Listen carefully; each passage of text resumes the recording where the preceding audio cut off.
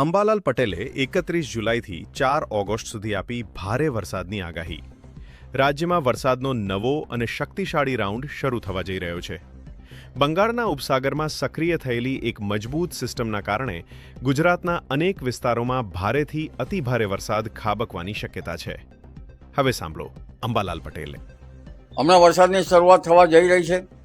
બંગાળ ઉપસાગરની એક મજબૂત સિસ્ટમ ગુજરાત તરફ આવી રહી છે, જેના કારણે ગુજરાતમાં લગભગ તારીખ 30મી રાતથી જ વરસાદ થવાની શક્યતા રહેશે.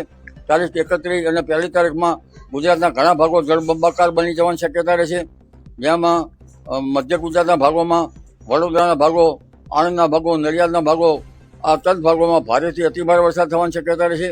આ ઉપરાંત પંચમહાલના ભાગો, દાહોદના ભાગો અને છોટાઉદેપુરના ભાગોમાં પણ ભારેથી અતિભારે વરસાદ થવાની શક્યતા રહેશે.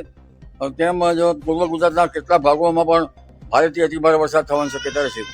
કોઈ ભાગમાં 4 ઇંચ, 8 ઇંચ, 10 ઇંચ તો કોઈક એક્યુમ્યુલેટેડ 15 ઇંચ અને ક્યારેક કોઈ એકાદ ભાગમાં 20 ઇંચ જેવો વરસાદ ખાબકી શકવાની શક્યતા રહેશે અને ઘણા ભાગમાં જળ ભરાવ થવાની શક્યતા રહેશે. એટલે ખેડૂત ભાઈઓએ અતિભારે વરસાદથી ખેતરમાં જળ ભરાવ થાય તો તેની નિકાલની વ્યવસ્થા